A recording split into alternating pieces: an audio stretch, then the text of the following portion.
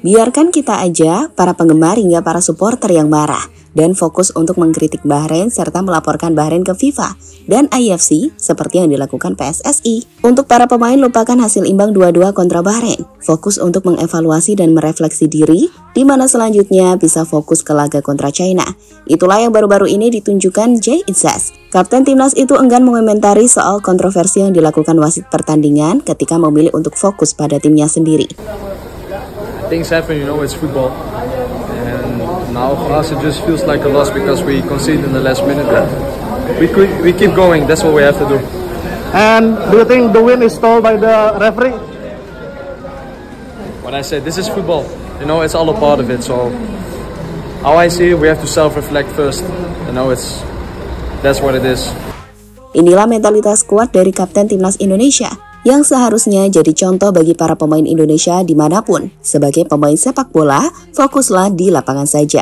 Dan di video ini kita akan ulas penampilan dari Jay Izzaz sebagai kapten yang sebenarnya sukses mengorganisasi pertahanan dengan sangat baik, membantu adaptasi match dengan cepat, dan rela mengorbankan tubuhnya untuk mempertahankan gawang timnas Indonesia.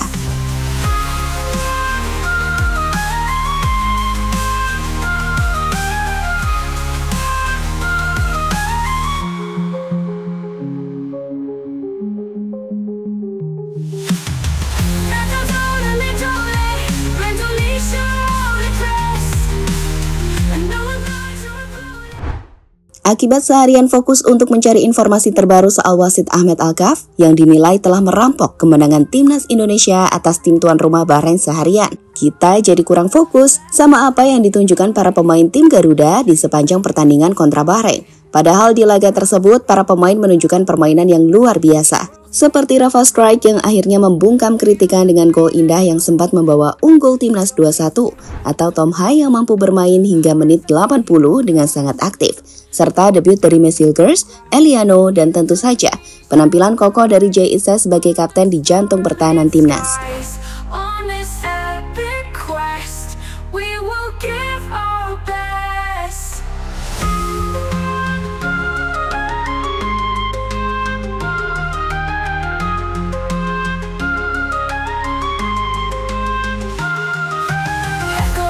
Our cheer, ringing loud and clear.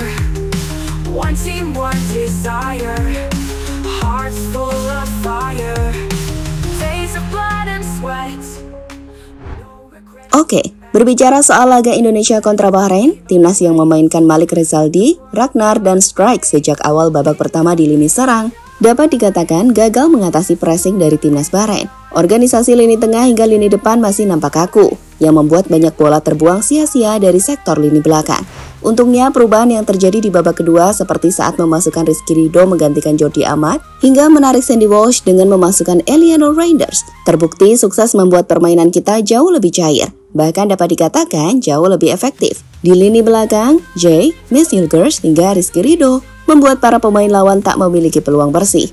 Dengan sebaliknya, masuknya Marcelino berhasil membuat serangan kita lebih berwarna, di mana hal itulah yang pada akhirnya membuat timnas berbalik unggul 2-1.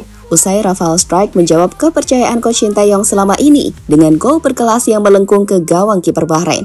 Indonesia unggul 2-1 sebelum akhirnya kita sama-sama lihat konsentrasi yang buyar akibat wasit tak kunjung menghentikan laga, membuat timnas kebobolan di menit 99.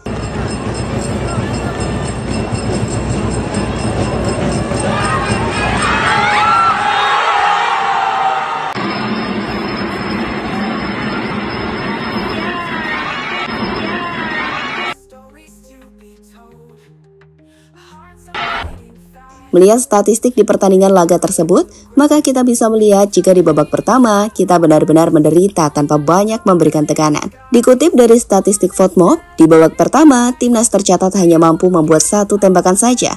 Untungnya jadi gol lewat Ragnar.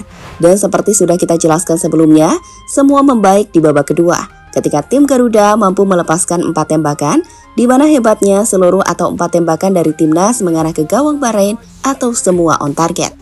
Itu adalah efektivitas yang diinginkan oleh Coach Shin selama ini. Soal lini serang, kami pikir kehadiran dari pelatih striker seperti Yom Gi-hun sukses meningkatkan keefektifan tim Garuda. Beralih ke lini belakang, respect besar kita berikan atas penampilan terorganisir dari para pemain timnas. Memang sih kita kebobolan 2 gol, tapi perlu dicatat juga, 2 gol itu semua tercipta dari bola mati. Pertama lewat long shot dan yang kedua lewat corner kick. Selain itu, Jay Izzaz dan juga Mes benar-benar membuat para penyerang Bahrain kewalahan. Kekuatan fisik Mes bahkan berulang kali membuat para pemain Bahrain tersungkur jatuh. Sedangkan Jay Izzaz menunjukkan sisi leadership-nya yang kuat. Lihatlah komitmennya untuk menghentikan tembakan pemain Bahrain dengan tubuhnya meski ia sudah terjatuh.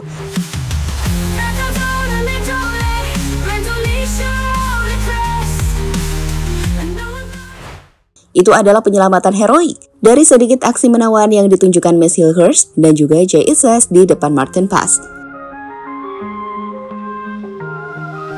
Flags are flying high, dreams are reaching sky, crowds are roaring loud, heroes make us proud, fields of green and gold, stories to be told, hearts are beating fast, victory will grasp. Indonesia rise under starlit skies on this epic quest.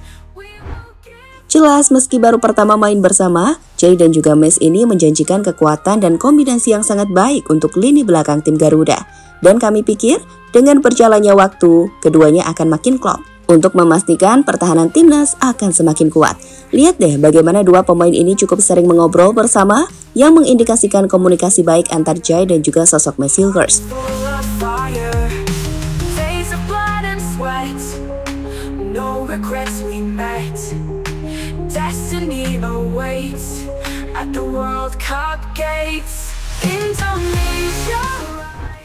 Sekarang, seperti kata Jay Izzaz, kita harus merefleksi diri usai hasil imbang 2-2 kontra Bahrain. Untuk selanjutnya, fokus ke laga kontra China, guna bisa meraih 3 poin penting yang akan menjaga peluang kita lolos ke babak selanjutnya atau ke putaran final Piala Dunia. Lihatlah bagaimana para pemain nampak enjoy menikmati penerbangan mereka ke China dengan pesawat sewaan dari PSSI yang membuat para pemain bisa melakukan recovery dengan lebih cepat. Lihatlah senyum yang sudah kembali dari para pemain tim Garuda seperti Paes, hingga bagaimana mereka sudah melakukan recovery day dengan berenang di China. So, semoga aura positif ini tetap kita jaga ya, sampai laga kontra China dimainkan.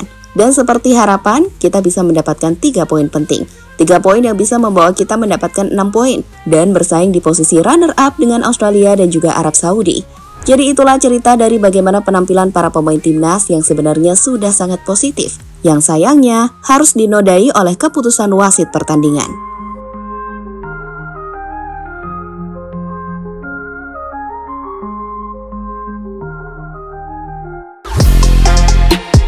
Halo, izin iklan sebentar ya guys. Jadikan ruangmu bernuansa timnas. Temukan beragam poster dinding, sepak bola dan timnas dengan desain menawan, kualitas premium dan harga yang tidak akan menguras kantong. Segera klik link Shopee di deskripsi video ini dan dukung timnas dengan sepenuh hati.